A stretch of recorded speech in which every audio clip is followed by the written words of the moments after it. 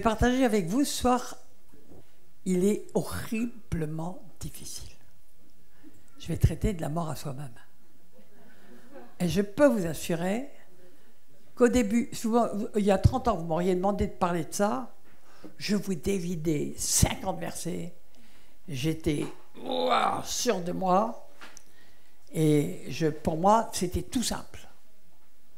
Et au fur et à mesure des années, j'ai vu la profondeur en fait de ce verset, de cette demande du Seigneur qui est incroyable, qui est tout le contraire de ce que le monde vous propose. Et j'ai vu que c'était presque impossible d'en parler. Mais je vais essayer de vous en parler avec la grâce de Dieu. Parce que nous sommes dans des temps qui vont très vite, qui courent très vite. Et il y a de telles promesses attachées à ça. Parce que plus on meurt à ce monde, mais il faut expliquer comment. On ne parle pas du physique. Plus on meurt à ce monde, plus je pense qu'on aura dans le ciel, on est déjà en train de préparer ce que le Seigneur a préparé pour nous dans le ciel. On le prépare avec lui. Amen. Et puis peut-être des choses qui vont venir dans les temps qui viennent, qui risquent d'être absolument bouleversants. Donc je vais essayer de traiter cet enjeu, ce sujet qui est très très difficile. Vous savez, quand j'étais jeune à la foi, j'entends, il y avait une histoire qui circulait beaucoup parmi les, comme ça, parmi les chrétiens. Et l'histoire était la suivante, des pasteurs qui me racontaient.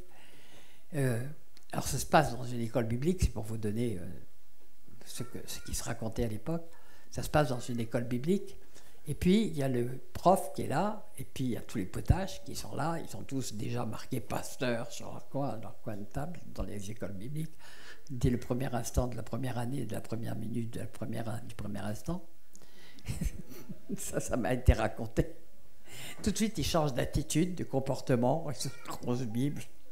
Bon, ok. Et puis, le prof aborde l'histoire de la mort à soi-même et les potaches ne comprennent rien du tout. Qu'est-ce que ça veut dire mourir à soi-même?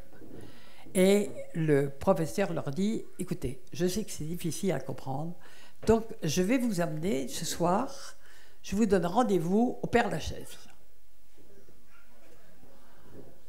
Les gars, ils ont quand même entendu parler de l'évocation des morts et tout ça. Ils disent, mais qu'est-ce qu'il veut nous faire dans un cimetière le soir, à pas d'heure? Bon, mais enfin, ils sont respectueux de leur prof et ils décident d'y aller. Et le prof commence à aller devant la tombe mettons, d'Arthur Rimbaud, puis de Victor Hugo, et puis, chaque fois, il dit à ses potaches, maintenant, allez, dites-lui tout le bien que vous pensez de lui. Et l'un après l'autre, ils sont là. Ouais, tu as été ceci, tu as fait cela, tu as été un grand homme, tu as fait ceci, parce qu'ils sont quand même un peu cultivés, les gars, donc ils ont plein de choses à dire. Puis, une fois qu'ils ont tous terminé de dire les compliments formidables qu'ils ont à dire par rapport à ces hommes célèbres, il leur dit maintenant, allez leur dire tout le mal que tout le mal que vous connaissez d'eux. Bon, ok. On nous a dit de ne pas parler à des morts, mais tant pis, on y va, on obéit au prof. Donc ils vont tous devant les tombes des mêmes, et puis ils disent, parce qu'ils ont quand même lu des choses sur les uns, sur les autres, et ils disent tout le mal qu'ils savent d'eux. Et puis à la fin, le professeur leur dit, alors comment ils ont réagi?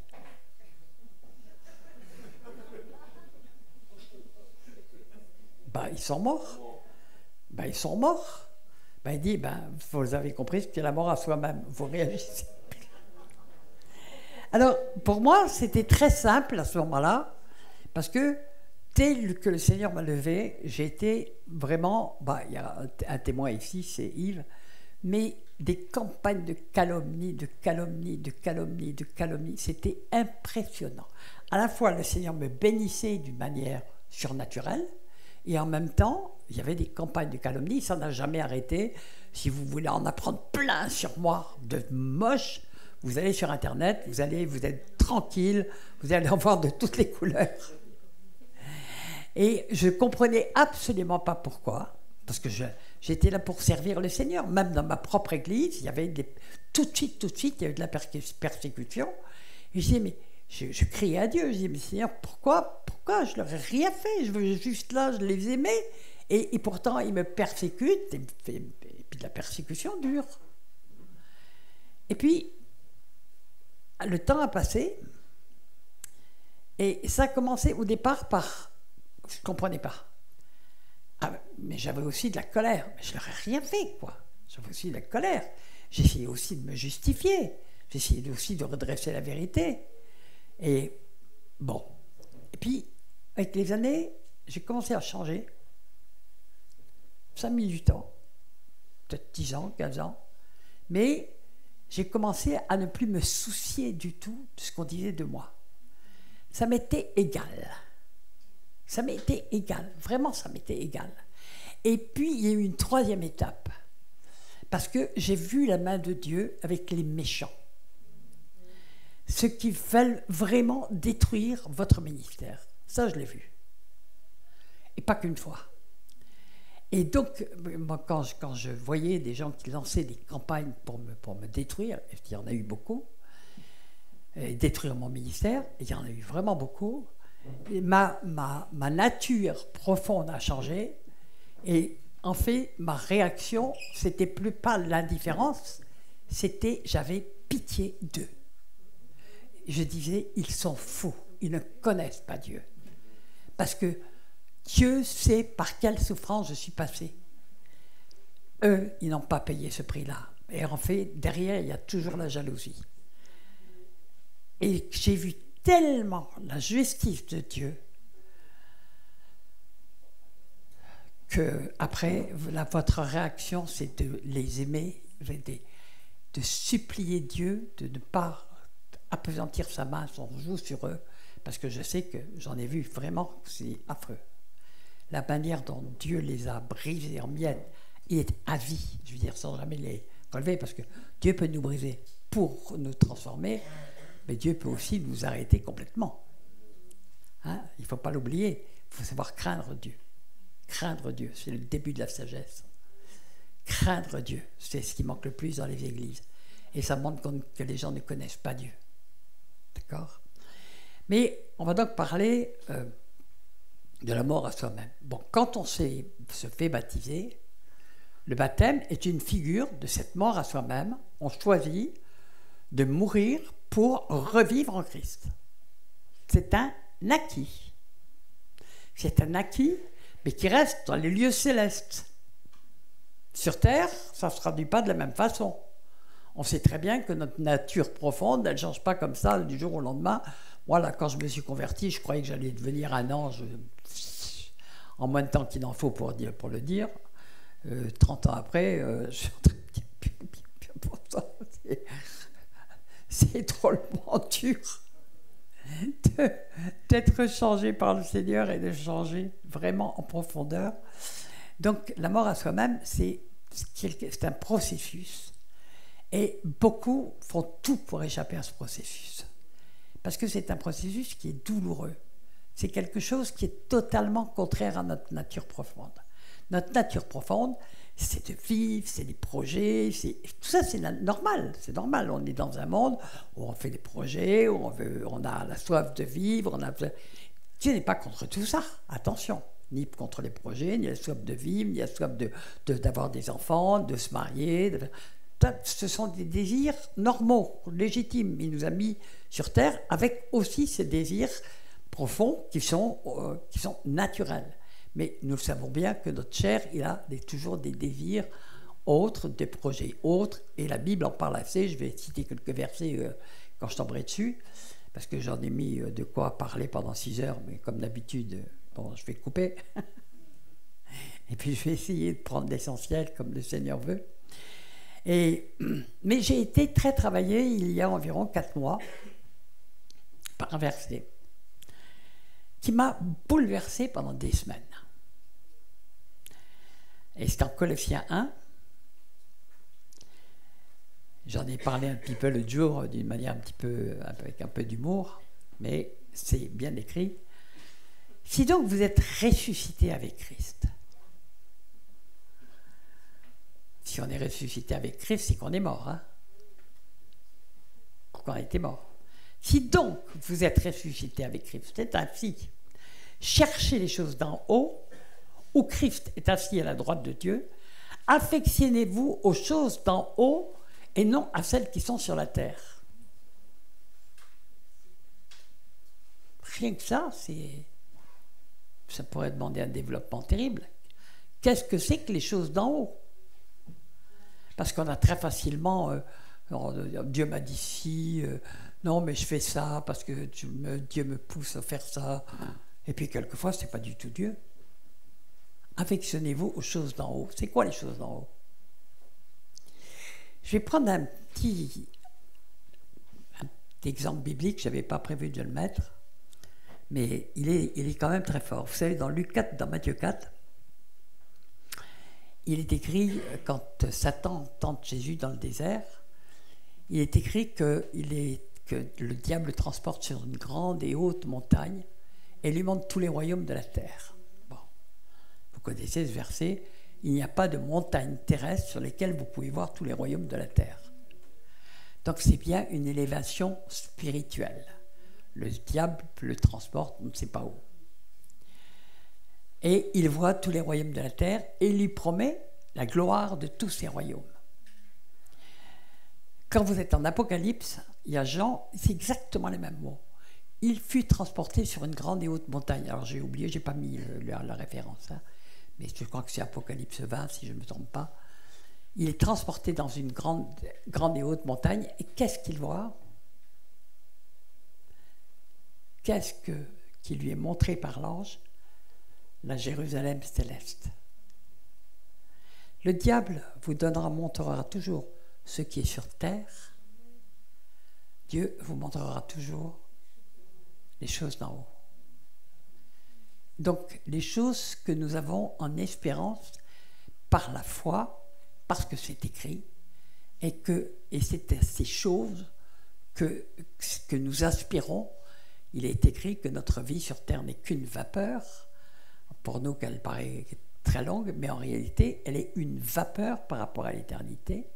Il dit que Dieu consolera toutes nos larmes, etc. C'est-à-dire que nous vivons, si nous sommes à Christ, nous vivons pour les choses à venir.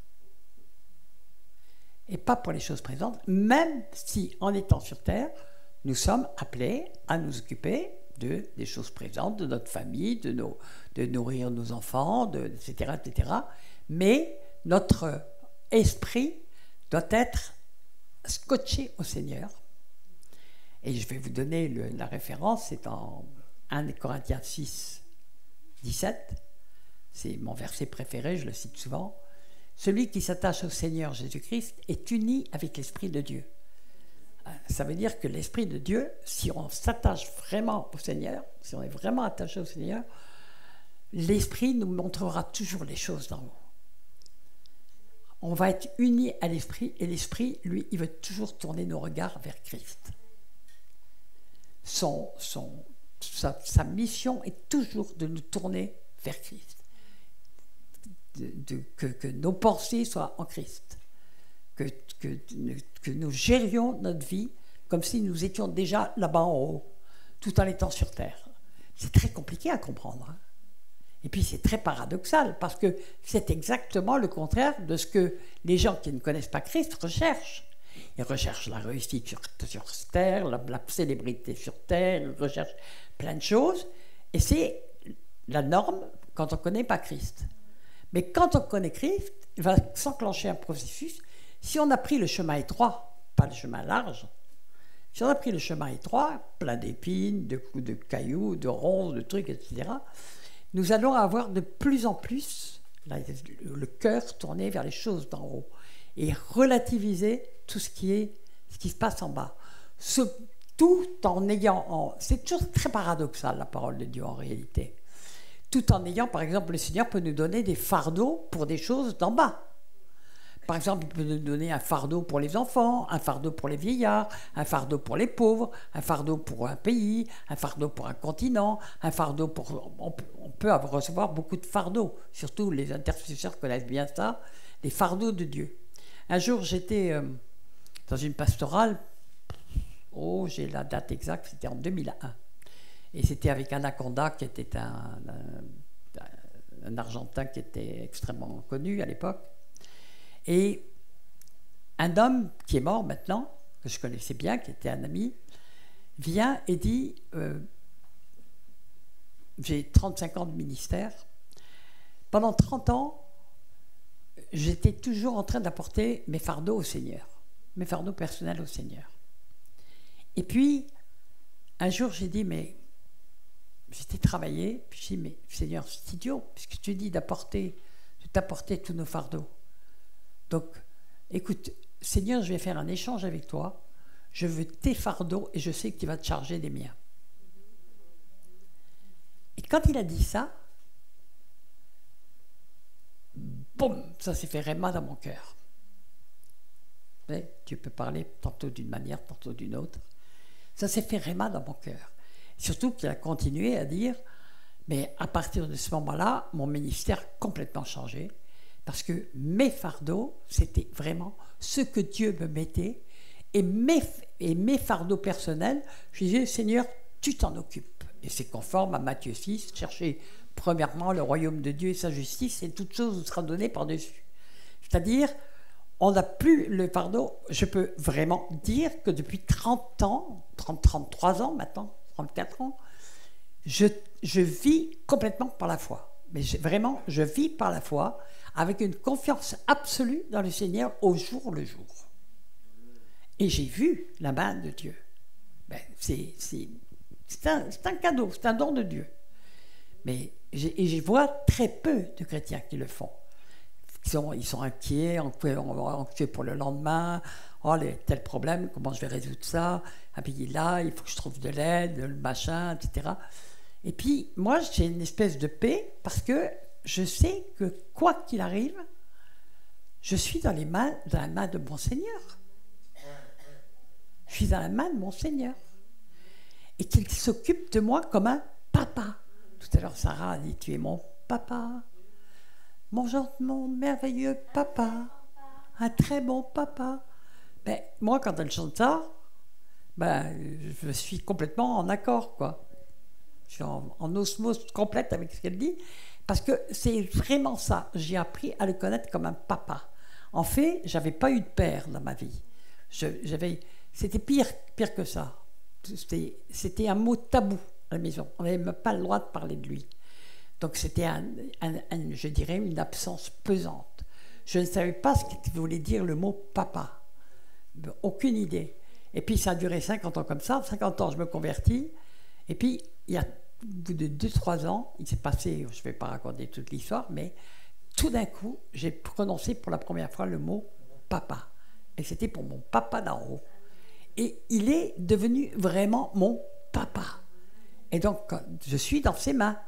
Donc, waouh, merci mon Dieu, c'est tellement reposant, mais c'est tellement reposant.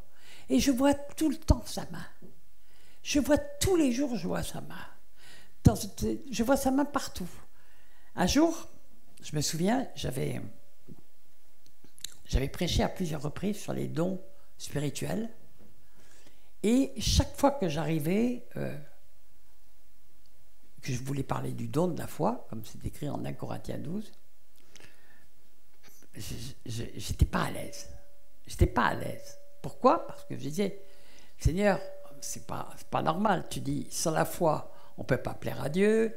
Tu n'arrêtes pas de parler de la foi tout le temps, de l'importance de la foi, d'avoir la foi, etc., etc., etc. Et puis, il y en a à qui tu la donnes gratos. Un don. Et je ne savais pas comment expliquer ça. Je ne savais pas. Et puis, un jour, j'étais devant mon ordi, et je vois arriver un mail, le don de la foi. Ah, pouf, vous avez les yeux qui font tchum. Et puis, je dis, je vais peut-être trouver ma réponse dedans. Et j'y trouve la réponse dedans. Et quelqu'un écrivait, je ne me souviens plus qui, c'était un Américain, le don de la foi, c'est quand on voit la main de Dieu partout, dans toutes choses. Et je suis restée comme ça parce que j'ai dit, mais Seigneur, j'ai reçu ce don. Je ne savais pas que je l'avais, mais j'avais reçu ce don. Je voyais la main de Dieu partout, tout le temps. Dès la minute où je me suis convertie, j'ai vu la main de Dieu dans tout. Et donc, sa présence pour moi, mon Dieu, il est présent tout le temps, quoi. Je suis toujours avec lui. Je lui parle, je blague, je sais qu'il est là. Même s'il ne se manifeste pas, je sais qu'il est là. Et j'ai compris après pourquoi il m'a donné le don de la foi. Parce que Dieu distribue comme il veut, tantôt à l'un, tantôt à l'autre. Mais en fait, le Seigneur nous donne souvent les dons dont on a besoin pour la mission qu'il va nous confier. Et vu la mission qu'il me confiait, qui était un petit peu extravagante, surtout pour une femme de 50 ans qui arrive et qui débarque et comme ça, qui déjà un an après passe à la télévision, première prédication devant 17 millions de personnes sur TF1, puis après envoyé un peu partout dans le monde, les portées qui partout, toujours, c'était complètement extravagant. Ça ne l'était pas pour moi, j'ai dit que pour moi c'était un surnaturel qui était... Parce que même avant que je connaisse Dieu, mais je l'ai compris qu'après, les choses étaient tout le temps surnaturelles, il m'arrivait tout le temps des choses surnaturelles. Et après que je me suis converti, j'ai vu que la main de Dieu avait été sur moi tout le temps. Même quand j'étais enfoncé dans l'abîme, dans le péché, etc., la main de Dieu était sur moi. Sinon, il y a longtemps que je serais morte, avec toutes les bêtises que j'ai pu faire dans ma vie. Donc voilà, si vous voulez, déjà, alors, je vais reprendre. Si vous êtes donc ressuscité avec Christ, cherchez les choses d'en haut, où Christ est assis à la droite de Dieu, affectionnez-vous aux choses d'en haut et non à celles qui sont sur la terre. Et moi, ma vie sur terre, elle m'importe peu. Mais Dieu me donne tout ce qu'il faut tous les jours. J'ai pas à m'en occuper. J'ai pas à m'en occuper. Il tient sa parole, il tient sa promesse. Il m'a donné la première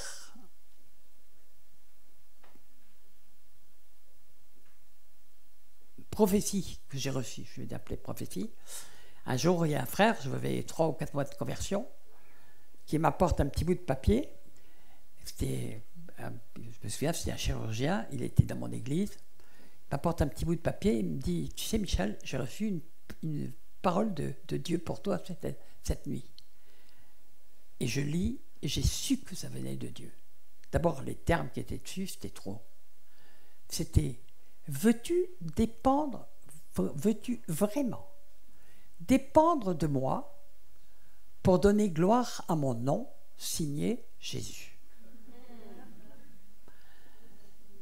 Et je regardais ce petit bout de papier, je dis, mais oui Jésus, oui Jésus, oui Jésus, oui. J'ai dû dire, je sais pas, des dizaines de millions de fois oui, en 33 ans. Après, j'en ai fait un grand cadre, il est toujours au-dessus de mon lit, mais je réponds toujours oui. Je veux dépendre entièrement du Seigneur. Et c'était tellement drôle, parce que toute ma vie, j'avais dit, je ne dépendrai jamais personne. Donc je savais qu'il n'y avait que Jésus qui pouvait m'avoir écrit ça. Je ne dépendrai jamais de personne. Et toute ma vie, je n'avais jamais dépendu de personne, et j'en étais très fière. Et puis là, tout d'un coup, veux-tu vraiment dépendre de moi ? Et j'ai dit oui, et je n'ai pas jamais arrêté de dire oui. Et je continue à dire oui. Et j'ai vu la main de Dieu, vraiment d'une manière surnaturelle. Et je vis d'une manière surnaturelle tout le temps, même dans les difficultés, dans la maladie, quelquefois au bord de la mort, etc. C'est pas important. C'est pas important. Ce qui est important, c'est ce qui va se passer là-bas en haut. J'ai envie de voir la Jérusalem céleste. J'ai envie de voir le millénium avec le Seigneur. C'est infiniment plus important que de ce qui peut se passer sur Terre. Ça n'a rien à voir. Pourtant, j'ai des joies sur Terre. Vous savez, je suis arrière-grand-mère depuis 6 mois. Bon, alors maintenant ça commence à faire sérieux. Bonjour l'arrière-grand-mère. Oui, voilà. car vous êtes morts. Attendez, je suis mort ou ressuscité? Parce que c'est le même verset. Si donc vous êtes ressuscité avec Christ, car vous êtes morts, c'est le verset 3. Ah bon, je suis mort ou je vais. Et votre vie est cachée en Christ, en Dieu. Bon, notre vie est cachée en Christ, en Dieu. Ah, c'est un peu compliqué à comprendre tout ça. Et puis, quand Christ, votre vie paraîtra, alors notre vie, c'est Jésus. Alors, vous paraîtrez aussi avec lui dans la gloire. Ah, bon, amen. Alors, je ne vais pas faire comme Pierre, mais j'y reviendrai. Pour lui, la gloire, c'était d'entrer à Jérusalem avec Jésus. Dont tout le monde disait, wow, il ressuscite les morts, il fait des choses extraordinaires. Lui, il s'était fait tout un petit cinéma là, dans sa tête, puis on y reviendra dans Matthieu 16. Alors, et puis après, bon, alors, vous êtes ressuscité, vous êtes mort, votre vie cachée avec Christ en Dieu. Quand Christ, votre vie, alors c'est lui notre vie, paraîtra, alors vous paraîtrez aussi avec lui dans la gloire. Faites donc mourir, mais si je suis mort, je ne dis pas à faire mourir. Faites donc mourir les membres qui sont sur la terre, l'impudicité, l'impureté, les passions, les mauvais désirs, la cupidité, qui est une idolâtrie. C'est à cause de ces choses que la colère de Dieu vient sur les fils de la rébellion, parmi lesquels vous marchiez autrefois, lorsque vous viviez dans ces péchés. Mais maintenant, et là le mot clé de tout, renoncez à toutes ces choses, à la colère, à la méchanceté, à la calomnie, aux paroles déshonnêtes qui pourraient sortir de votre bouche. Renoncer. Le terme, le mot-clé du disciple-là, avec Yeshua, c'est le renoncement. Renoncement à soi-même pour suivre le Seigneur. Et pour faire sa volonté, tu nous as assez parlé de l'obéissance, faire la volonté du Seigneur. Alors bien sûr qu'il y en a plein qui pensent, mais comment est-ce que je peux connaître la volonté de Dieu? Le nombre de fois où j'ai entendu ça, ben j'ai dit marche, il va guider tes pas. Commence par marcher, te lever et marcher. Ah, comment est-ce que je peux connaître la volonté de Dieu? Ben, si tu ne fais pas sa volonté, tu ne vas pas te sentir très bien. Pourquoi tu ris? C'est parce que tu sais.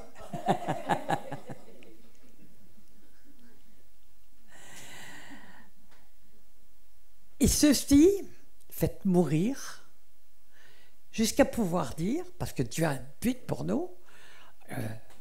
Émeric nous a parlé du but qui est écrit en Éphésiens 4. De parvenir. Dieu a de l'ambition pour nous. Il ne veut pas seulement nous sauver, il veut nous amener à la stature parfaite de Christ. Il veut que nous ayons part à la première résurrection pour régner avec Christ. C'est un beau programme quand même ça. Sinon vous devrez attendre 1000 ans pendant que nous on va un petit peu faire des choses super à mon avis. Ou vivre des choses super surtout. Si le Seigneur me trouve digne de faire partie de la première résurrection. Alors, jusqu'à pouvoir dire, mais dans la vérité, Paul ne dit pas ça à la légère. J'ai été crucifié avec Christ. Et si je vis, ce n'est plus moi qui vis, c'est Christ qui vit en moi. Si je vis maintenant dans la chair, je vis dans la foi au Fils de Dieu qui m'a aimé et qui s'est livré lui-même pour moi. Donc, il faut pouvoir le dire.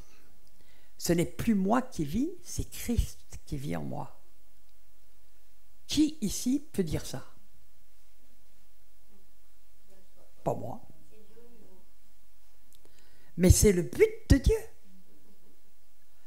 Donc, regardons à quel niveau le Seigneur veut que nous arrivions et à quel niveau nous-mêmes nous estimons que nous sommes des bons chrétiens.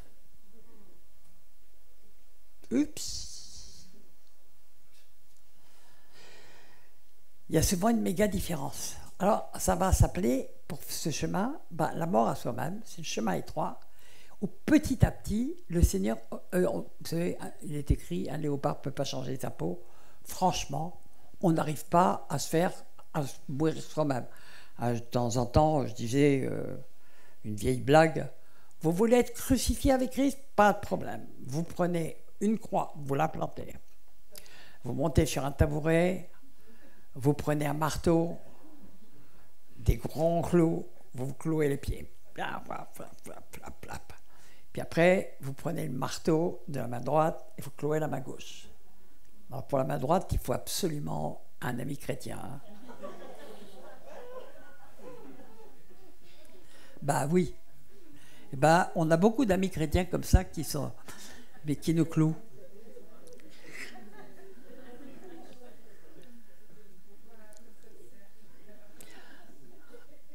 Romains 6,6. Or, si nous sommes morts avec Christ, est-ce que nous sommes morts avec Christ? Alors, c'est la question la plus tordue qui nous soit posée dans la Bible.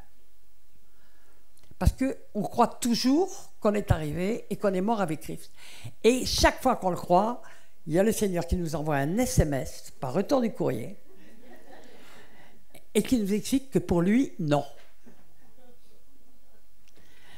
Et en général, on va passer dans les mains du potier, on va être mis en miettes, en morceaux, en miettes, et puis il va tout remettre, tout refaire différemment. Et puis on dit, ouais, c'est parfait maintenant, yes, j'y suis arrivé, je suis morte avec le Seigneur, je suis ressuscité avec Christ. Je vous ai dit le premier soir que j'appelais plus les chrétiens chrétiens, parce que d'abord, il y a trop de crétins.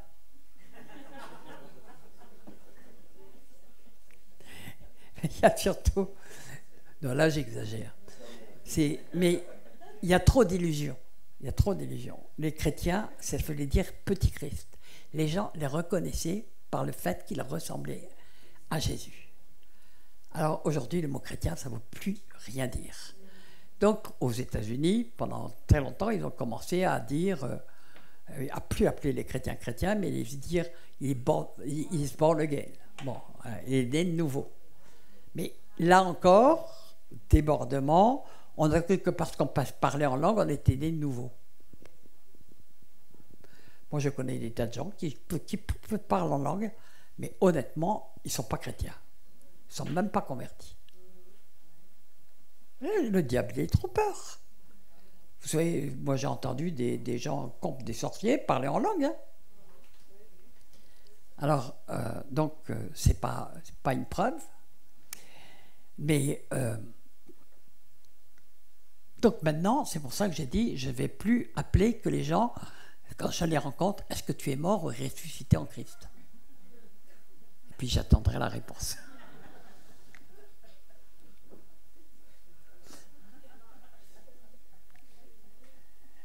Toi qui ris là, est-ce que tu es mort et ressuscité en Christ?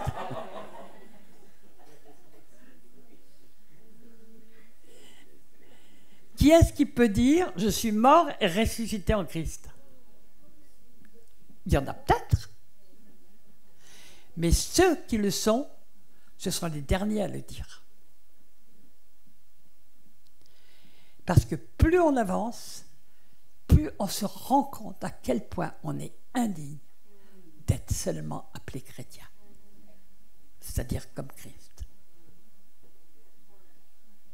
Tellement on est loin des critères de Dieu. Mais le Seigneur nous a donné des repères, il nous a donné, voilà, c'est ça que je veux pour toi. Pour toi, pour toi, pour toi. Je veux que tu deviennes comme Christ. Que tu sois à la stature parfaite de Christ. Et que tu sois mort avec Christ et ressuscité avec lui. Tu m'as fait cet engagement au baptême, deviens-le. Ne vous arrêtez pas en chemin. C'est pas un chemin facile, je peux vous le dire. C'est pas un chemin facile. C'est un chemin où on est toujours en train de dire, Seigneur, fais de moi ce que toi tu veux. On ne peut pas nous se changer nous-mêmes. Bon, on peut combattre le péché, on peut combattre sa langue, on peut faire ça fait partie de la vie normale. Mais se changer en profondeur, au plus profond de notre cœur, il n'y a que Dieu qui peut le faire. Il n'y a que Dieu qui peut le faire. Et si on prend les grands ouins de la Bible, qui ont fait des choses extraordinaires, on prend Joseph, Moïse, David, Paul, pour en citer plein d'autres, hein. Mais regardez quelle vie ils ont eue. Ils sont passés par des choses par lesquelles personne ne passe. Moïse, il était élevé comme pharaon, 40 ans dans le désert, sous la coupe de Jéthro.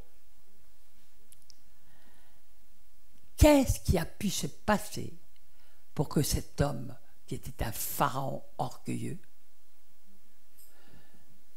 qui attendait le trône, les honneurs, la gloire, l'argent, le pouvoir le plus absolu, il avait un pouvoir absolu, il aurait eu un pouvoir absolu, qu'est-ce qui pouvait que Dieu dise de cet homme qu'il est l'homme le plus doux qu'il ait jamais eu sur terre? Oups. Plus patient dans certaines traductions. Qu'est-ce que le Seigneur a pu faire pendant ces 40 ans pour transformer Moïse? Ça ne nous est pas raconté. On voit juste le fruit. 40 ans après le temps, on voit juste le fruit. Joseph, un peu vantard quand même, hein? Oui, j'ai vu la lune, le soleil se plier devant moi, et puis les 11 frères là, à mes pieds, etc. Et puis, blam, ça commence, les petites délices que le Seigneur lui a réservées.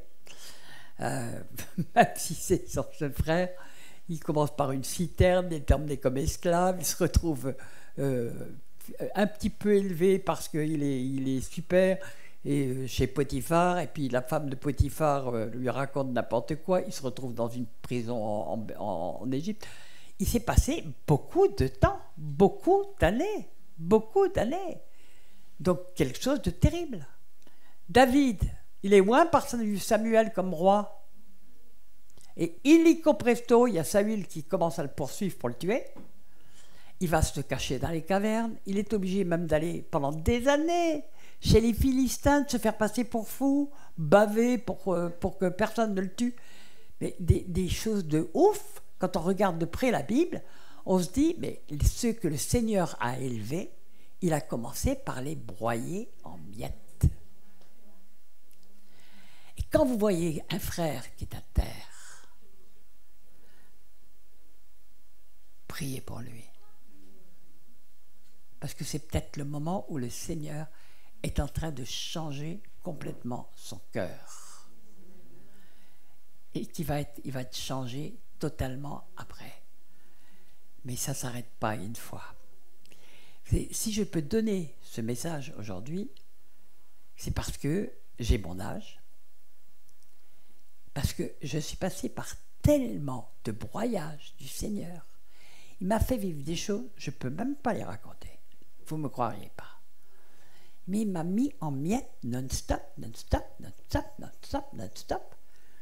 pour me briser tout orgueil de vie, pour que je n'ai plus aucun problème avec ce qu'on peut dire de moi, ce qu'on peut ne pas dire de moi, avec le fait d'être plébiscité, pas plébiscité, avec le fait que me fasse une grande comme ça, ou comme ça. Peu importe, j'ai confiance dans mon Dieu. Et je ne suis pas encore morte à moi-même.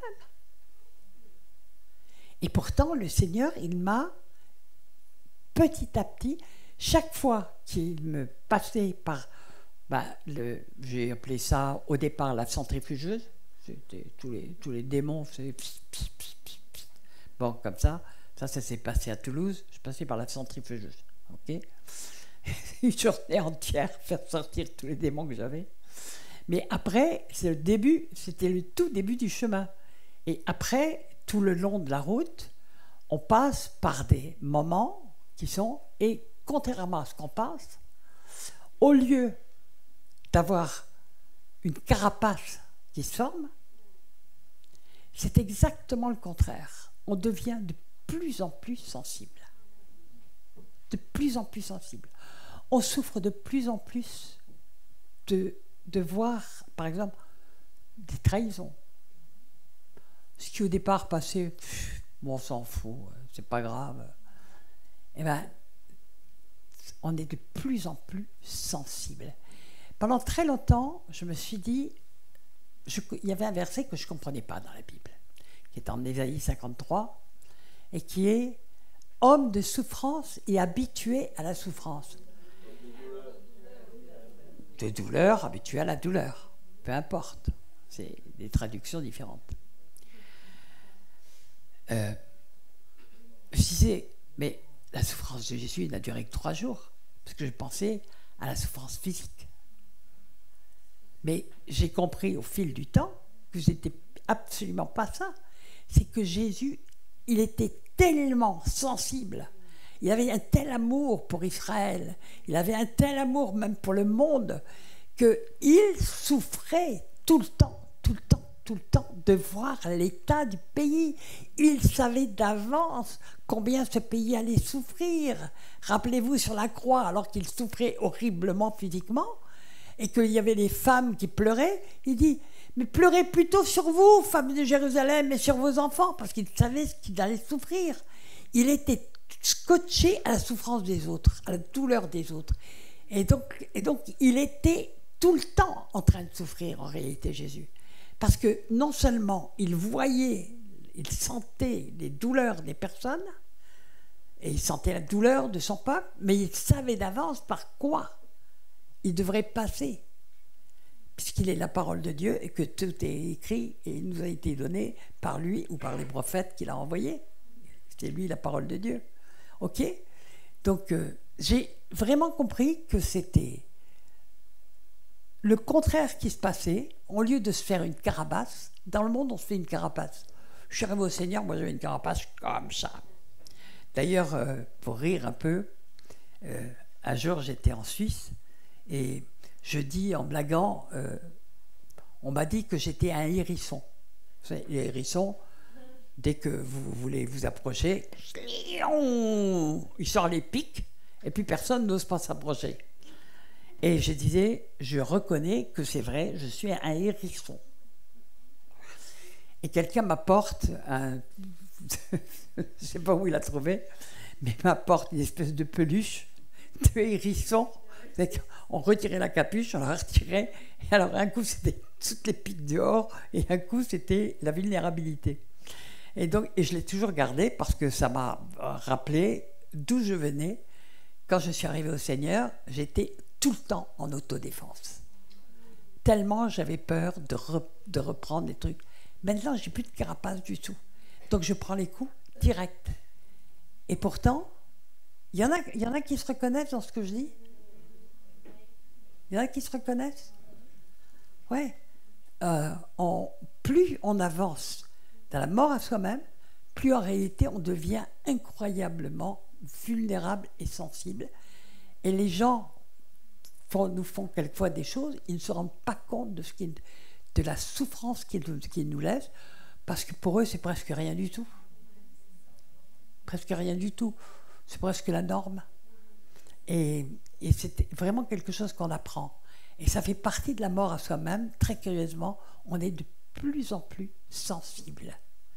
Sensible, mais pas sensible pour soi, c'est sensible aussi à cause des autres. On souffre aussi, ils nous font du mal, mais on souffre presque plus pour eux que pour nous. On dit, mais ils sont fous, ils sont insensés, ils ne se rendent pas compte de ce qu'ils font. Et ils ne voient pas le nombre de bénédictions dont ils se privent, ou même de malédictions qu'ils attirent sur eux. Tu sais, à force de voir les choses, on appelle les choses par leur nom. On peut attirer de grandes malédictions. Quand Dieu dit « ne touchez pas à mes oins », c'est un ordre. Eh bien, les gens qui touchent aux oins de Dieu, tu as parlé de mauvaises langues contre les oins de Dieu, mais quand on touche aux oins de Dieu dans le désir de le détruire, à la fin, vous pouvez faire qu'une chose, c'est supplier Dieu d'arrêter sa main. c'est impressionnant. Touchez pas, c'est moi. Il sait ce que ces moi souffrent. Il sait par quoi ils sont passés. Et le chemin de la mort à soi-même est un chemin très étrange parce que on est bien vivant et pourtant on est mort en Christ. Je ne suis pas encore arrivé là. Peut-être que j'y arriverai un jour, mais je le suis de plus en plus. C'est vraiment des étapes tout le long. C'est pour ça que hier je parlais d'une agonie lente. Agonie de soi-même, de son truc. Vous voyez, par exemple,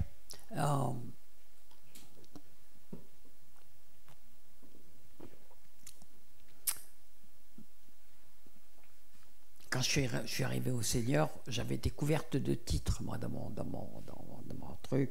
J'étais née comtesse, je m'étais mariée avec un baron, je m'étais fiancée avec un prince, j'avais côtoyé des rois, enfin bon, j'avais des sujets de me glorifier. Et puis, tout ça m'a paru dérisoire. Et puis, j'ai commencé à marcher avec le Seigneur, et je voyais tout le long de ma route des gens qui étaient tellement soucieux de courir après des titres, etc.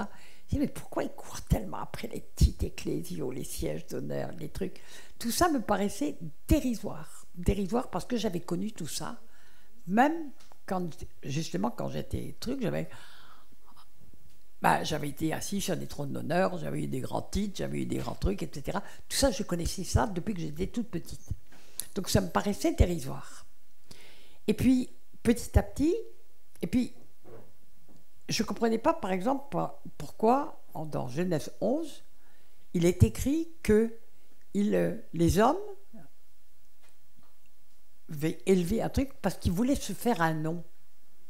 Je me suis dit, pourquoi ils veulent se faire un nom? Est-ce que leur père et leur mère ne leur ont pas donné un nom à la naissance? Ils veulent se faire un autre nom. Ils veulent être reconnus. Moi, quand je me suis convertie, je voulais être reconnue. Je n'étais pas du tout morte à moi-même. Et comme j'étais rejetée tout de suite par l'establishment, parce que je dérangeais, franchement, je dérangeais. Et puis la persécution a commencé tout de suite. Je ne savais pas pourquoi ils me faisaient ça, je ne comprenais pas. Mais j'avais besoin d'être reconnue. Donc la première fois que j'étais invité dans une grande pastorale à Mulhouse, puis au Chandelier à Grenoble, etc., du temps de Pierre Truchel et compagnie, oh que ça faisait du bien là, d'être traité vraiment comme un ministère. Wow. Et puis le Seigneur, il m'a fait complètement passer ça. Ça ne s'est pas fait en un jour, du tout. Juste un jour, j'arrive en Suisse et puis il y a une femme qui me dit, une femme de pasteur que je connaissais bien, qui me dit, mais Michel, pourquoi tu cherches à être reconnu? Tu l'es. Ça m'a fait un choc. Je dis bon. Puis après, ça a changé. J'avais plus besoin d'être reconnu par les hommes, j'avais besoin d'être reconnu par Dieu.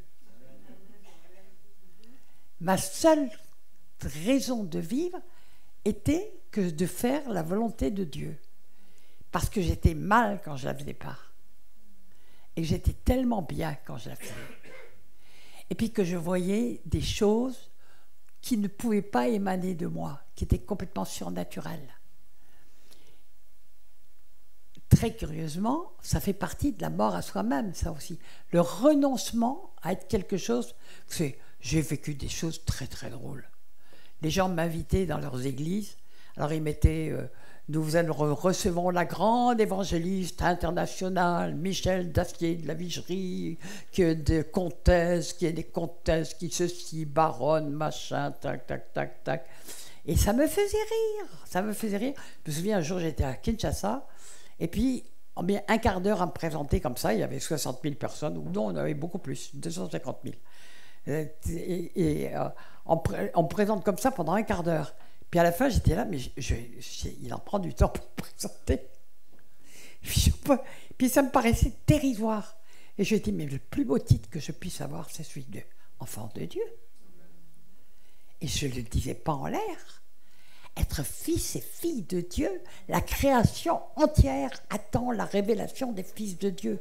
Elle n'attend pas la révélation de Macron, ni de grand homme d'État qui va ci, ni du grand artiste de ceci, là. La création entière attend la révélation des fils de Dieu. Ils sont cachés au milieu de nous. La création entière, c'est même les plantes, c'est même les oiseaux. C'est comme si la création entière, elle attend et soupire parce qu'elle souffre. Comme c'est dit en Ésaïe 24, la terre tremble, elle vomit ses habitants parce que le péché couvre la terre. C'est comme si toute la nature souffrait du péché de l'homme. D'ailleurs, la mort est rentrée par un seul homme, c'est dit. Hein? Donc avec toutes les... qui dit mort, dit souffrance physique, dit maladie, dit toutes ces choses-là, nous avions la responsabilité. Dieu l'avait donné à Adam, la responsabilité de toute la terre, des arbres, de les cultiver, de tous les animaux, de leur donner des noms, etc. Donc quand il a péché, la malédiction est tombée sur toute la terre. Vous savez, en ce moment, j'entends tellement, on entend des trucs tellement incroyables. C'était Greta Thunberg qui avait commencé à dire l'homme pollue la terre, il faut l'éliminer. Mais Dieu a créé la terre pour l'homme. Ça fait rigoler quand ils veulent l'éliminer. Mais n'empêche que c'est vrai que l'homme détruit la terre, c'est écrit dans l'Apocalypse, il est temps de détruire ceux qui détruisent la terre. Bon, on va continuer. Donc, je rappelle simplement ceci, notre vie ici n'est rien par rapport à la vie qui nous attend. Une vapeur, dit la parole. Donc nous devons avoir les yeux fixés sur la rémunération qui est promise par le Seigneur, de vivre le millénium avec lui, de régner peut-être avec lui, d'être jugé digne de travailler avec le Seigneur. Dans l'Apocalypse, il y a ceux qui sont sur la mer de glace, il y a ceux qui sont sous le trône, il y a ceux qui sont devant le trône, il y a ceux qui servent nuit et jour, et il y a ceux qui sont sur le trône. Il y a des places. Vous savez qu'en enfer aussi, il y a des places plus ou moins chaudes. Ah. Mais Dieu est juste. Et Jésus l'a dit. Et toi, Chorazin et Bethsaïda, si tous les miracles qui avaient été faits chez toi avaient été faits à Sodome, ils se seraient convertis. Donc ils seront jugés moins sévèrement que toi. Ou tu seras jugé plus sévèrement qu'eux. Enfin, je me souviens plus. Donc là aussi, il y a des lieux et il y a des gens qui ont visité, qui ont vu des places différentes. Et puis rien que le fait d'être jeté hors du royaume, il est dit, c'est écrit qu'il y aura des pleurs et des grincements dedans parce qu'on verra dedans Abraham, etc., etc., à l'intérieur, et que nous, on sera laissés dehors. Wow. Souffrance épouvantable, tout le temps. On est passé à côté. Ah. Si j'avais su. On a l'histoire de Lazare, pas l'ami de Dieu de Jésus, mais celui qui est le pauvre et le riche, hein, qui va dire à mes frères que... c'est trop tard. C'est trop tard. Voilà. Jésus a dit, si quelqu'un veut venir après moi, c'est-à-dire veut me suivre, dans plusieurs évangiles, il est dit qu'il renonce à lui-même et qu'il se charge de sa croix. Mais Jean, dont l'évangile a été probablement écrit beaucoup plus tard, va beaucoup plus loin. C'est dans Jean 12, 24. Si quelqu'un veut venir après moi, qu'il renonce à lui-même, qu'il se charge chaque jour de sa croix et qu'il me suive.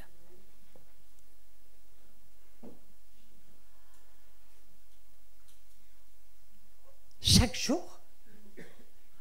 Mais Jésus, il n'a même pas pu porter la sienne. Qu'est-ce que ça veut dire?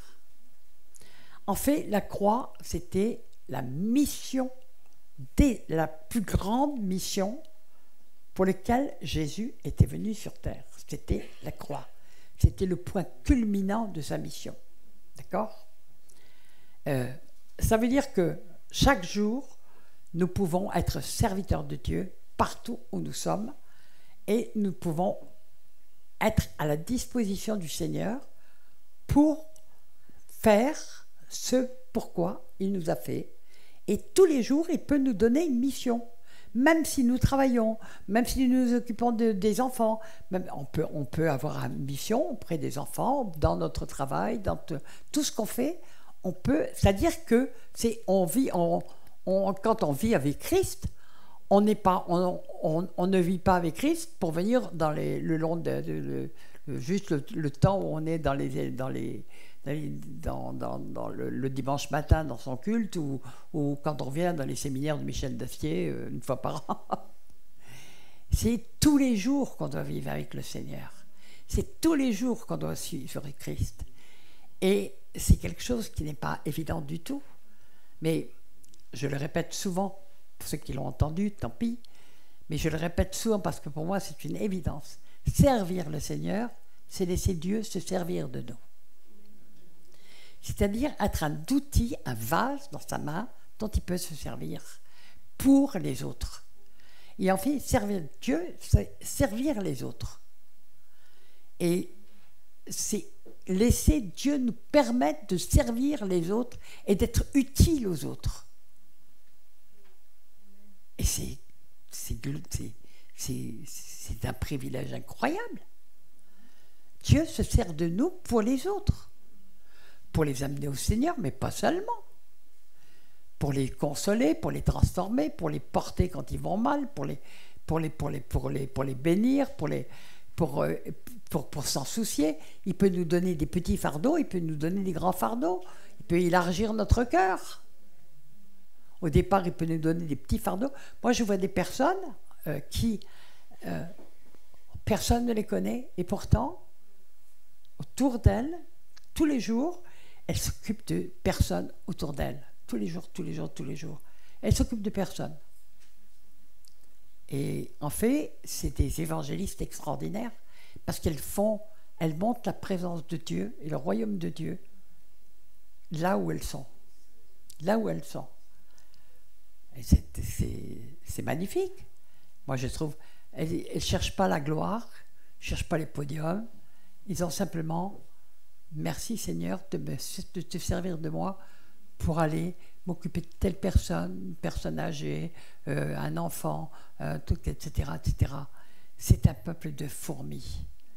Vous savez, j'ai eu un privilège. Mon ministère a commencé avec la mort d'un homme.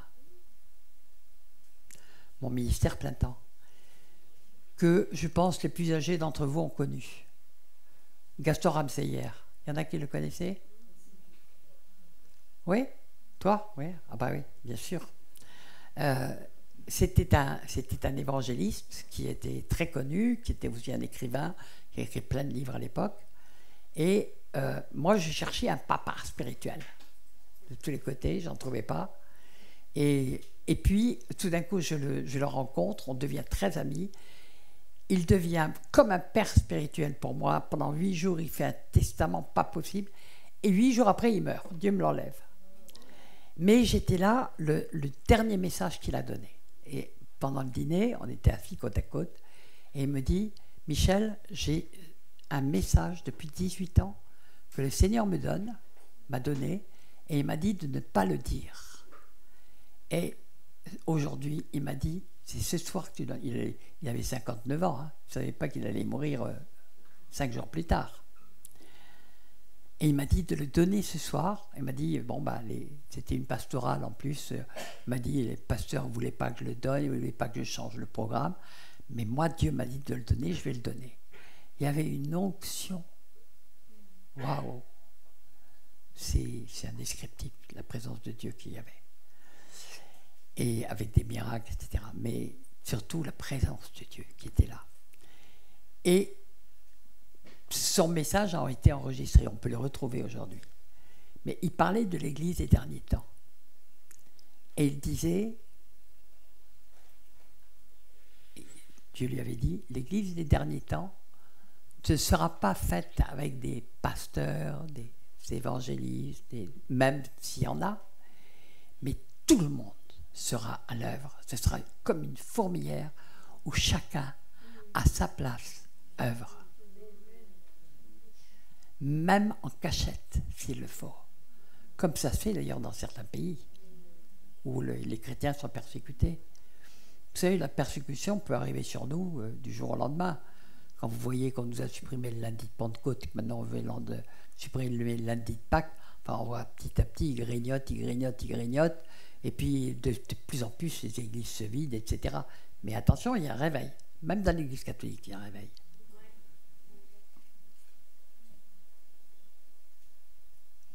Il va y avoir des surprises. Mais il faut être du bon côté. Il faut être du bon côté. Qu'est-ce que vous choisissez? Bon, je suis censé parler de la mort à soi-même, donc je vais quand même citer certains versets. Je dis donc, marchez selon l'esprit, c'est en Galates 5, hein, et vous n'accomplirez pas les désirs de la chair, parce que le problème, c'est la chair. Et la chair, l'âme fait partie de la chair. L'âme est un espèce de mélange où il peut y avoir de très bonnes choses, mais où il y a plein de mauvais désirs qui arrivent aussi, plein d'idolâtrie, de jalousie, d'envie, de trucs. Tout ça, ça fait partie de l'âme, d'accord ? Et puis l'intelligence fait partie de l'âme, la mémoire fait partie de l'âme. Il y a de très bonnes choses aussi dans l'âme. D'ailleurs, c'est notre âme qu'on doit sauver. C'est notre âme qu'on doit sauver. L'esprit aussi doit être sauvé. Faites bien attention quand on vous parle dans la parole de l'âme, de l'esprit et du cœur. L'âme, c'est votre moi, votre caractère, vos désirs, votre volonté, tout, vos blessures, ce qui va forger votre personnalité. Tandis que le cœur, c'est ce qu'il y a le plus profond dans le cœur, dans l'homme, et c'est là qu'est le siège de l'esprit de l'homme. Et c'est là que le Saint-Esprit va venir. Au départ, on reçoit les arts de l'esprit, c'est là que le Saint-Esprit va venir, dans le cœur. Et la parole de Dieu, c'est écrit en Hébreux 4, la parole de Dieu tranche âme et esprit, parce que c'est complètement confondu. On mélange un peu tout. Au départ, les intuitions, on ne sait pas si ça vient de l'âme, de l'esprit, on ne sait pas la différence entre l'âme et l'esprit. Mais par exemple, le commandement de Dieu, c'est « Tu aimeras ton Dieu de toute ton âme, de toute ta force, de toute ta âme, de tout ton cœur, de toute ta force. » Et Jésus a ajouté « de toutes tes pensées ». Ça veut dire qu'on a le contrôle des pensées aussi. Et c'est écrit par ailleurs, d'ailleurs. Car la chair a les désirs contraires à ceux de l'esprit. Et l'esprit en a de contraires à ceux de la chair. Ils sont opposés entre eux afin que vous ne fassiez point ce que vous voudriez. Donc nous sommes toujours devant un choix. Il y a ce qu'on a envie de faire, et puis en réalité, il y a ce que notre esprit, guidé par le Saint-Esprit, veut nous faire faire. C'est pour ça que beaucoup de gens ont des problèmes avec la volonté de Dieu. C'est parce qu'ils ne voient pas très bien ce qui vient de l'Esprit de Dieu et ce qui vient de leur âme. Et croyez-moi que Satan, il est très habile pour faire croire que les désirs de l'âme viennent de Dieu. Il est très habile. Il a un lieutenant qui s'appelle la Reine du Ciel, qui joue tout le temps sur l'âme. Schlung, schlung, schlung, schlung. Je prends ça parce que c'est les violons. Si vous êtes conduit par l'Esprit, vous n'êtes point sur la loi. Alors là, il y a plein de confusions que j'ai entendues, de fausses doctrines. On n'est plus sous la loi, on marche par l'esprit, etc. Et puis, vous voyez, les gens, ils n'arrêtaient pas de pécher, de faire n'importe quoi. Ah ben, ils n'étaient pas conduits par l'esprit, c'était évident. Bon, c'est-à-dire que quand c'est vraiment l'esprit qui nous conduit, on n'a même plus besoin de la loi. Elle est inscrite dans nos cœurs. C'était d'ailleurs une promesse qui avait été faite à Jérémie. J'inscrirai mes lois dans votre cœur. Donc plus on va marcher avec le Seigneur, plus les lois de Dieu, naturellement, vont s'inscrire dans notre cœur. Plus nous allons enfin savoir la différence entre le bien et le mal. Parce qu'on est arrivé dans un temps, on appelle le mal bien et le bien mal. Plus notre entendement de ce qu'est le mal va être juste, parce que le Saint-Esprit est en nous et qu'il va nous reprendre. Que quand on fait quelque chose de mal, on n'est pas bien. Qui éprouve ça? Si on est conduit par l'Esprit de Dieu, ça nous arrive de pécher. Mais on n'est pas bien. On n'est pas bien. On est malheureux. Si on aime Jésus, on est malheureux. On est malheureux. Mais ça ne vient pas d'un coup. C'est un apprentissage. Ça fait partie de ce chemin étroit qu'on prend.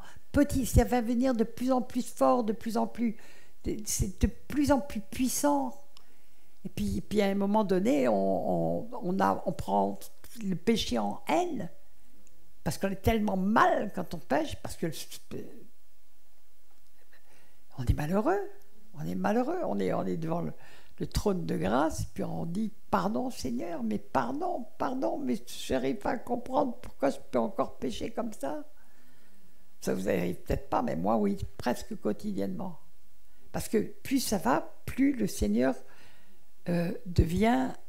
nous affine et nous montre combien notre chair est la pourriture, point barre. Elle veut tout le temps nous tirer vers le bas, toujours nous tirer, comme Satan, il veut toujours nous montrer les royaumes de la terre et tout ce qu'ils ont de bon. Alors que quand Jean est en haut de la montagne, il lui montre la Jérusalem céleste, et ça va être son aspiration. Okay. Or, les œuvres de la magie, donc, les œuvres de la chair sont manifestes, ce sont l'impudicité, l'impureté, la dissolution, l'idolâtrie, la magie, les inimitiés, les querelles, les jalousies, les animosités, les disputes, les divisions, les sectes, l'envie, l'ivrognerie, les excès de table et toutes les choses semblables. Ça veut dire que c'est sans fin. Je vous dis d'avance, comme je l'ai dit, que ceux qui commettent de telles choses n'hériteront point du royaume de Dieu. Ça veut dire que quand on pêche, si on ne se précipite pas devant le trône de la grâce du Seigneur, parce qu'il attend ça, et que son pardon, il ne cesse de pardonner, il aime pardonner, mais à celui qui se repent vraiment, ça veut dire que si on est en état de péché, on va être privé tout simplement du royaume. Si on commence à voir ça, peut-être que la crainte de Dieu va revenir dans nos cœurs. Nous voyons bien que l'apostasie, elle est partout actuellement. Les églises, il n'y a plus de crainte de Dieu. C'est impressionnant. Un jour, moi, j'étais dans une très belle église qui a été super réputée, où il y avait vraiment beaucoup de miracles, des choses, et puis j'étais heureuse comme tout là-dedans. Puis, le Seigneur m'a montré qu'il n'y avait pas de crainte de Dieu dans cette église. J'en suis parti, douloureusement d'ailleurs, parce que ça avait été mon berceau. Mais j'ai commencé à supplier Dieu de trouver une église où il y a la crainte de Dieu. J'étais en Martinique. Tout d'un coup, il y a un bonhomme qui vient vers moi, qui me dit « Vous ne voulez pas venir prêcher dans mon église ?» Je lui dis « Elle est où ?» Il me dit l'adresse, elle était à 300 mètres de chez moi. Attendez.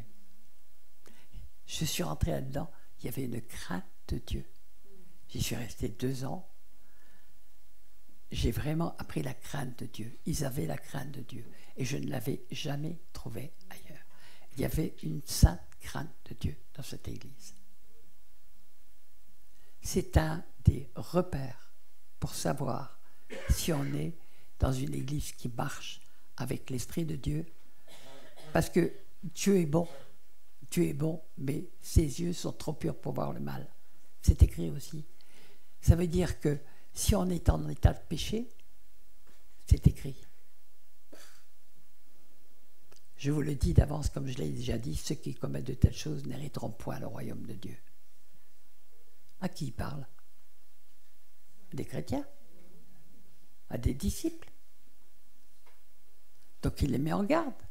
Il dit attention, vous ne laissez pas entraîner, ne croyez pas que je vous donne un évangile facile, je vous donne un évangile d'obéissance, je vous donne un évangile où on doit vraiment avoir une sainte crainte de Dieu, et cette sainte crainte de Dieu nous amène à la sanctification, plus que n'importe quoi, parce qu'on sait que notre Dieu ne supporte pas ce qui n'est pas pur.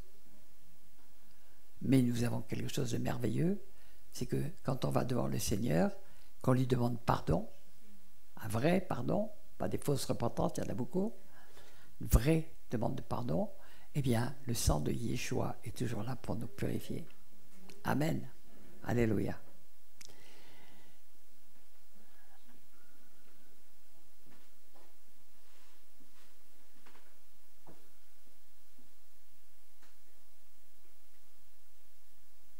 Je voudrais vous parler de l'humanisme. J'ai vu la dévastation des églises par l'humanisme. Petit à petit, l'humanisme a remplacé l'évangile.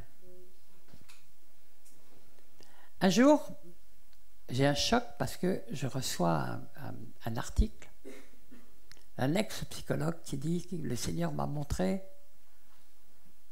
qu'il fallait que je fasse, que j'arrête mon métier de psychologue. Je dis, c'est bizarre, pourquoi? Ils font du bien, les psychologues.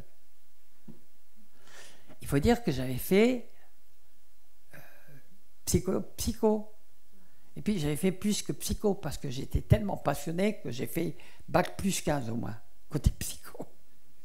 Je dévorais les livres dessus, j'étais vraiment complètement fait. Il a fallu que je me débarrasse de tout ce que j'ai appris. Parce que psychologie, déjà, ça veut dire science de l'âme. Or, la parole de Dieu, c'est une offense.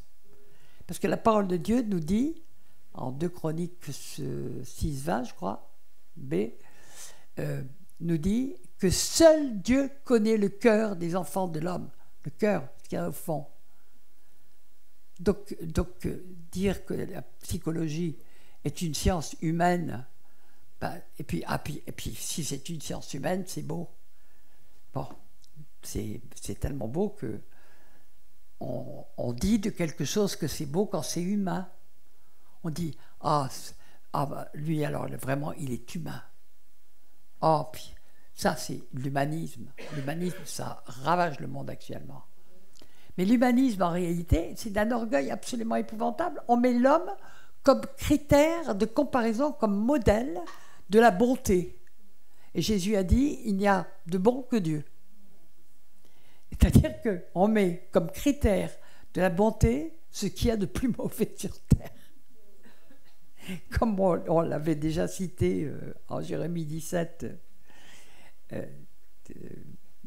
Hébraïque, il avait dit l'homme est tortueux par-dessus tout. Waouh, tortueux par-dessus tout. Je vous cite le truc. Et il est incurable. On ne peut pas le soigner. Donc, des gens qui prétendent pouvoir soigner le cœur des gens, c'est complètement faux. Il y en a ici qui sont déjà allés chez des psychiatres. N'ayez pas peur de lever la main. Ou chez des psychologues, ou des thérapeutes. Est-ce que vous avez été guéri par eux?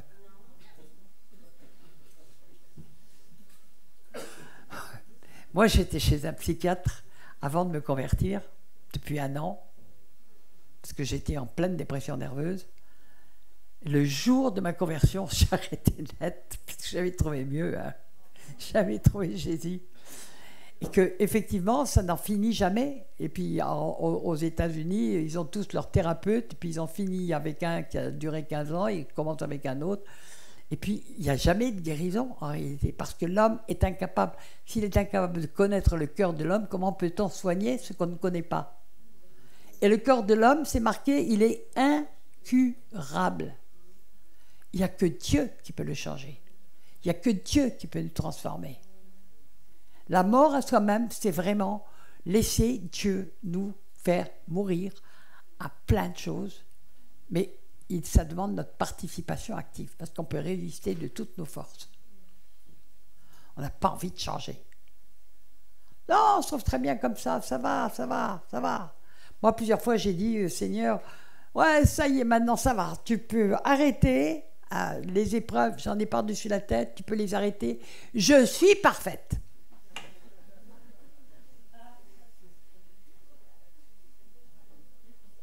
C'est pas ce que le Seigneur m'a dit.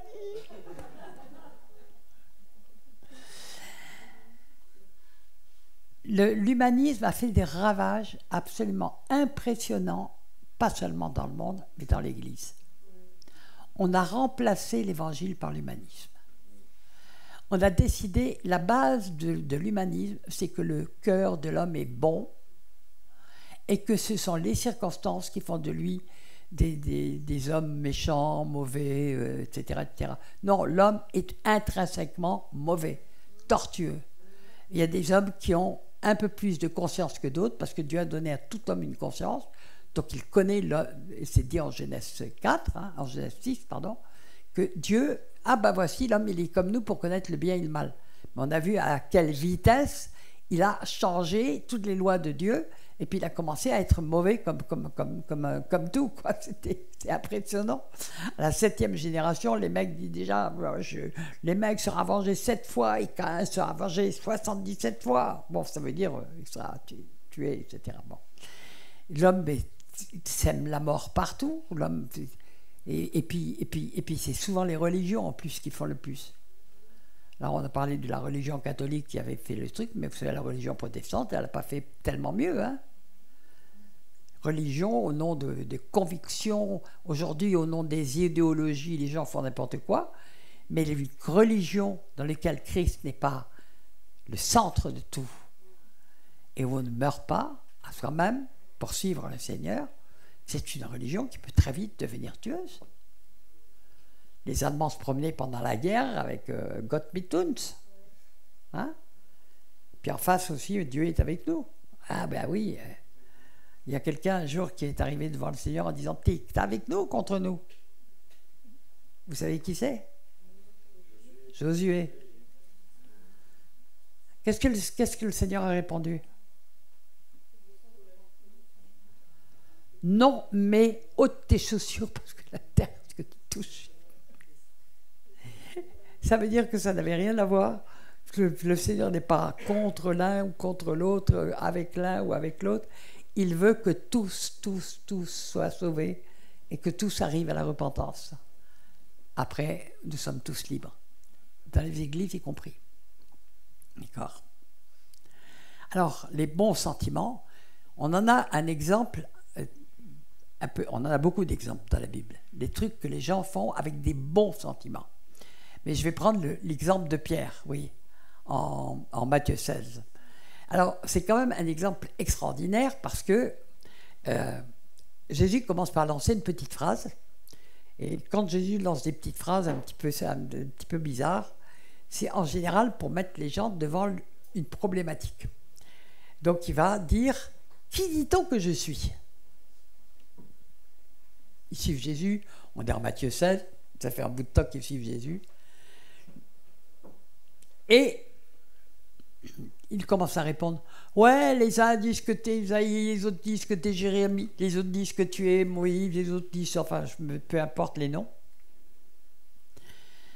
Ils suivent Jésus parce que Jésus a une bonne réputation et qu'il fait des miracles. Mais ils ne savent pas qui ils suivent. Alors Jésus pose une autre question. Et vous, qui dites-vous que je suis? C'est une question que je pourrais vous poser ce soir. Et vous, qui dites-vous que Jésus est? C'est une bonne question que vous devez vous poser. Et ils sont muets parce qu'ils ne savent pas. Ils le suivent parce qu'il y a quelque chose de fascinant dans Jésus, mais ils ne savent pas pourquoi ils le suivent. Ils ne savent pas qui il est. Et puis Pierre, tout d'un coup, dit « Tu es le Fils de Dieu, tu es le roi, le machin, etc. » Et il a vraiment, tout d'un coup, la révélation de qui est Jésus. C'est-à-dire le Messie qui est attendu depuis quand même des siècles et même des millénaires par le peuple hébreu. Et on dit, ça y est, il a tout compris. Et puis, à ce moment-là, alors, Jésus commença à leur dire, ça veut dire qu'il leur a dit souvent, qu'il fallait qu'il souffrit beaucoup de la part des sacrificateurs, c'est-à-dire l'élite ecclésiale d'Israël, et qu'il fut mis à mort et qu'il ressusciterait au bout de 3 jours. Et ça ne cadre pas du tout avec ce que Pierre a fait. Et moi, je trouve ça incroyable. Pierre vient d'avoir la révélation qu'il a en face de lui, le Messie promis, Emmanuel, Dieu au milieu de nous, comme Ésaïe l'avait appelé, Yeshua même veut dire Dieu sauve. Et il est là, et comme il a beaucoup de délicatesse, il prend à part Jésus, pour que les autres n'entendent pas, et lui dit, alors là, comme prophétie, on ne fait pas mieux. À Dieu ne plaise, mais Dieu, à Dieu ne plaise, parce que c'est tout à fait la volonté de Dieu, à Dieu ne plaise, cela ne t'arrivera point. Il est bon, Pierre. Il ne veut surtout pas que Jésus souffre. Il se croit très bon. On connaît la réponse de Jésus. Hein? Tu mets en scandale. Arrière de moi, Satan. Waouh! Tu mets en scandale. Parce que tes pensées ne sont pas celles de Dieu, mais celles d'un homme. L'humanisme, c'est des pensées d'hommes. Nos pensées peuvent être des pensées d'hommes. Mourir à soi-même, c'est mourir à nos pensées d'hommes. Et c'est vouloir la pensée de Dieu. Et croyez-moi que ça n'arrive pas comme ça. On ne dit pas clic-clac, demain matin, je ne pense plus que comme ça. Pour y arriver, Dieu n'a jamais fini de nous transformer, de nous transformer, de nous transformer, de nous transformer, de nous transformer. Je vais m'arrêter là, parce que j'en ai au moins pour 5 heures 5 pages. J'aurais pu vous parler de là. Là, je tombe comme ça. Il faut qu'il croie, c'est que je diminue. Voilà. Moi, quand j'étais jeune chrétienne, je disais « Il faut qu'il croie, c'est que je diminue. Il faut qu'il croie, c'est que je diminue. Il faut qu'il croie, c'est que je diminue. » Oui, il m'a fait diminuer quand même. Elle m'a exaucé à la fin. J'avais beaucoup insisté.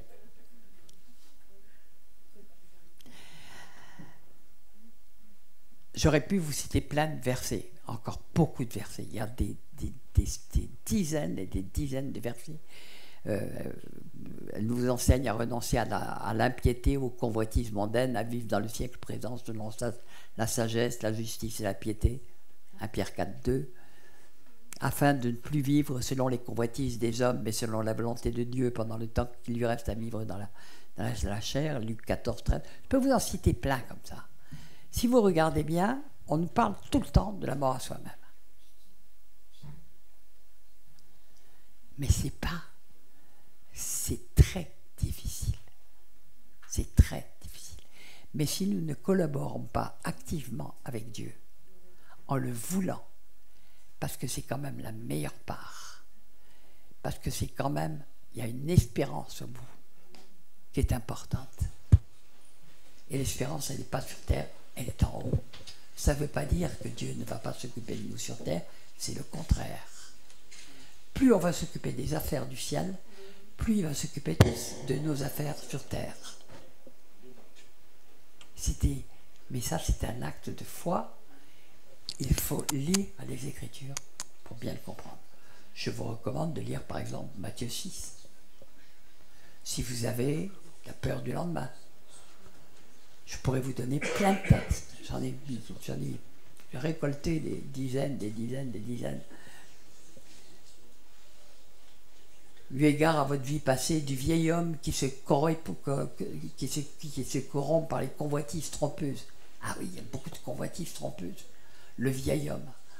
Un jour, j'ai une femme de pasteur, on était dans leur église, et elle me dit, oh là là, chaque fois qu'on baptise quelqu'un, on voudrait qu'il reste au moins 8 minutes sous l'eau, parce que moi, comme ça, on sait sûr qu'il serait mort.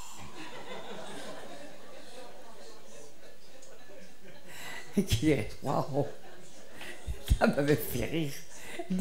Parce que dès qu'ils sont sortis de l'eau, ils recommencent leur bêtise. D'accord. Alors donc je vais m'arrêter là, parce que je n'aurai pour des heures avec tous les versets qui nous parlent de la mort à nous-mêmes, qui nous parlent du danger de la chair, tout le temps. La chair nous tire d'un côté, l'Esprit de Dieu nous tire de l'autre. Il y a une confrontation permanente. Et si vous n'avez pas cette confrontation, c'est que vous ne marchez pas par l'Esprit. Parce que si on marche par l'Esprit, c'est toujours une guerre. Il y a une guerre à l'intérieur de nous.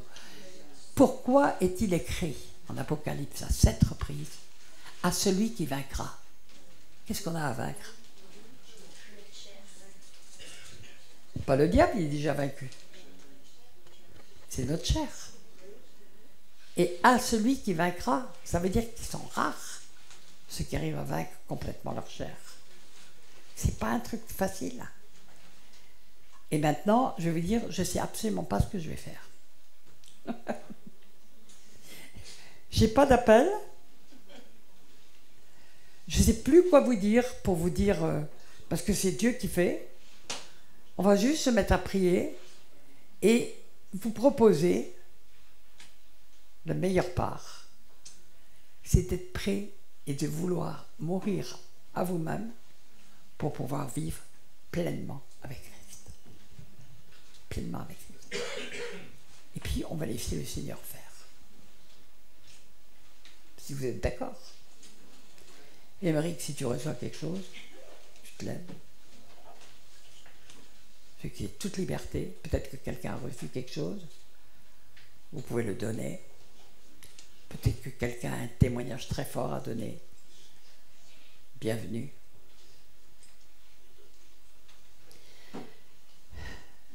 Mais on va tout simplement prier.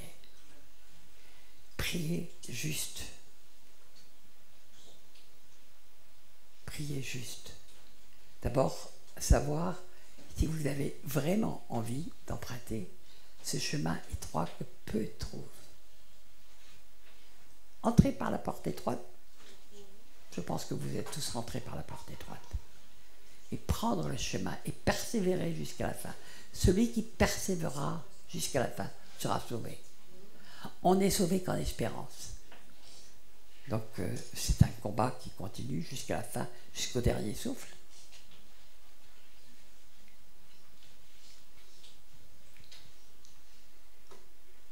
Est-ce qu'on est prêt à prier pour que le Seigneur, vraiment, nous puissions dire, je suis mort et ressuscité avec Christ. On l'a fait dans les eaux du baptême, mais on sait bien qu'on n'était pas mort et ressuscité avec Christ, on l'était en espérance. On a fait une alliance avec le Seigneur. Est-ce qu'on est prêt? Est-ce qu'on a persévéré dans cette alliance? Est-ce qu'on est vraiment toujours sur le chemin étroit?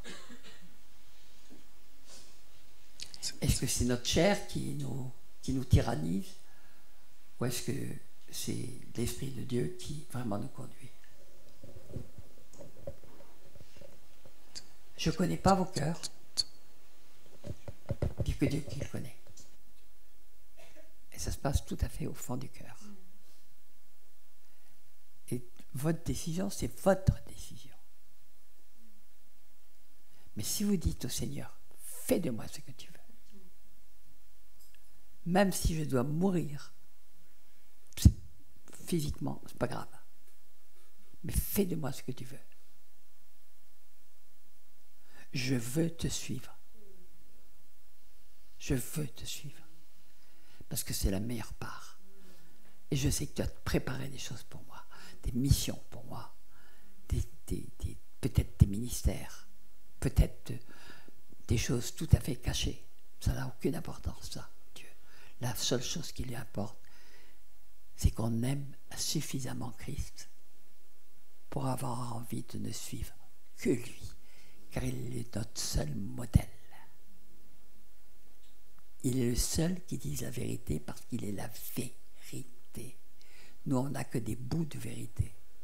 Lui, il est la vérité. On peut se tromper, lui ne se trompe jamais. Il est le créateur de tout. Il m'a créé, il t'a créé, il t'a créé. Avant même la fondation du monde, il savait comment tu serais. Il t'a voulu. Il y en a qui disent, mes parents ne m'ont pas voulu. Il t'a voulu. N'en doute pas, sinon tu ne serais pas là.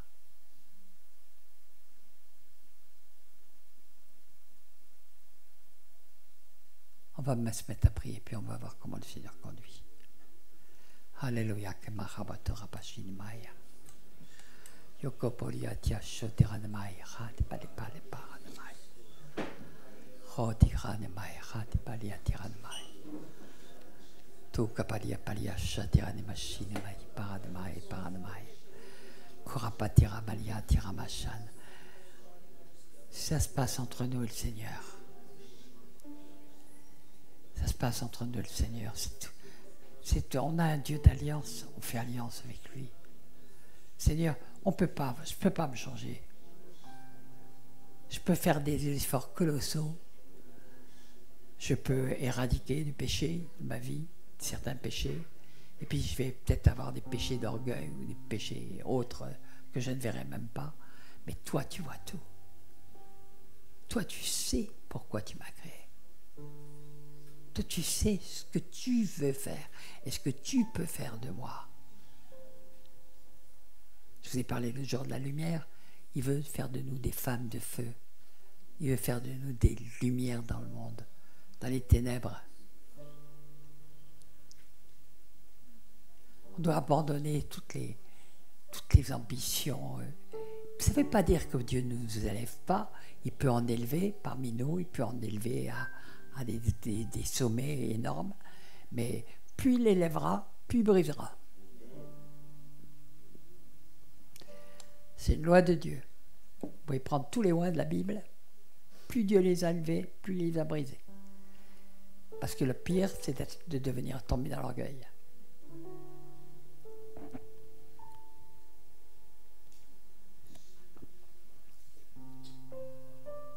Dieu résiste aux orgueilleux.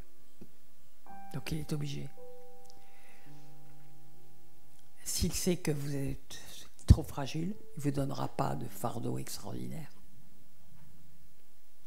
Si c'est que vous êtes costaud et que vous pouvez résister, il peut vous donner des fardeaux très très lourds, des épreuves très difficiles.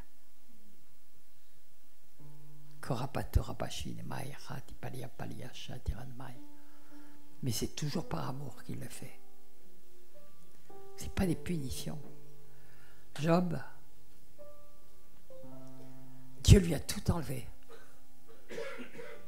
Ce qu'il avait de plus cher, ses enfants, tout ce qu'il possédait. Sa femme qui lui a dit, mais suicide-toi, maudit Dieu et meurs.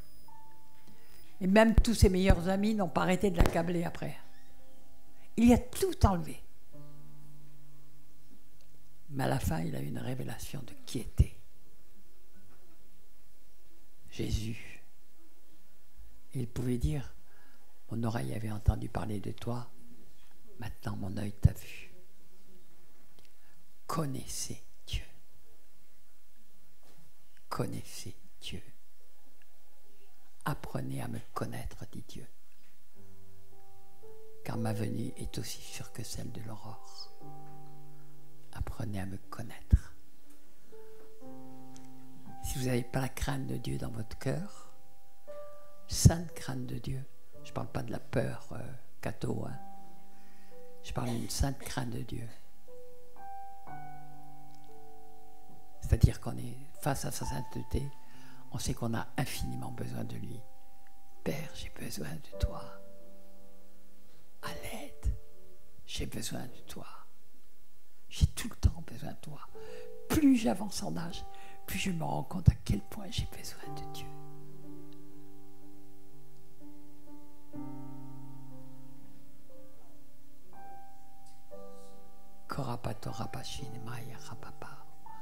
J'ai dit la clé aussi, c'est le renoncement. Père, je renonce à tout ça, peu importe. Et si tu veux que je le fasse, tant mieux. Si tu veux que je sois élevé, tant mieux. Si tu veux que je reste dans l'humilité, inconnu, parfaitement inconnu, tant mieux. Tu sais exactement ce dont je suis faite, car tu m'as fait ou faite, car c'est toi qui m'as fait ou faite. Et tu sais pourquoi tu m'as fait ou faite. Et garde-moi de ce qui peut me faire chuter.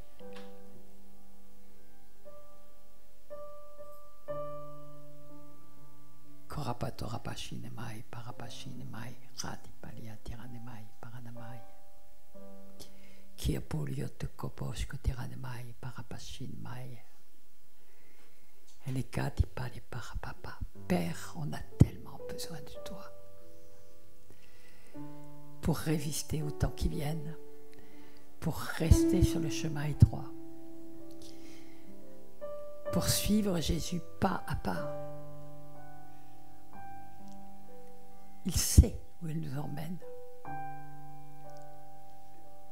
Il sait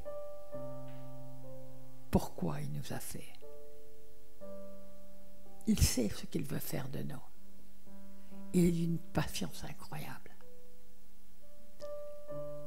Il nous attire avec lui avec patience. Il nous transforme avec patience. Et même quand il nous brise, il nous aime. Même quand on souffre, il nous aime. Si on est ses enfants.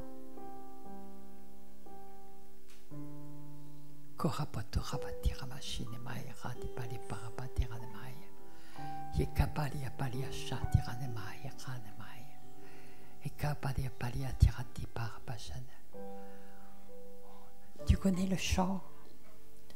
Oh, j'ai besoin de toi, j'ai besoin de mon roi qui vient me dire tout bas, oui, je suis là. Il y en a qui le connaissent? Oh, j'ai besoin de toi qui vient me dire tout bas.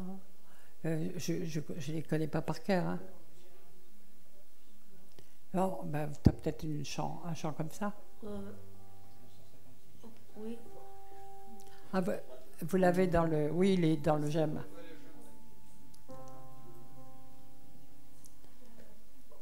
J'avais un autre chant, mais on peut improviser en spontané avec Oh, j'ai besoin de toi sur ce qu'il y a là. Eh ben, écoute, puisqu'il l'a, il peut te passer, oui. C'est un chant qui est vraiment adapté. On a besoin de lui tout le temps. Vous savez, quand on la mort à soi-même, c'est on perd toute illusion sur soi. Pour pouvoir utiliser Pierre, Dieu a dû le cribler comme du froment, pour qu'il perde toute illusion sur ce qu'il croyait être. Il se croyait fort, courageux, etc. Et Dieu lui a montré qu'il était tout le contraire. On ne se connaît pas. C'est dans l'épreuve qu'on se connaît. Dans l'épreuve qu'on voit de quel bois on est taillé. Dans l'épreuve qu'on peut crier à Dieu pour dire « Change, Seigneur, change-moi, change-moi, change-moi, change-moi. » Korapatorapashine Maya. Ça ne veut pas dire que le Seigneur ne va pas nous donner des temps de réussite ou des temps d'exaltation ou des choses comme ça. Je ne suis pas là pour vous attrister, mais mon cœur, c'est que vous soyez des gens qui obéissent, quel que soit le prix à payer. Et là, vous verrez la gloire de Dieu.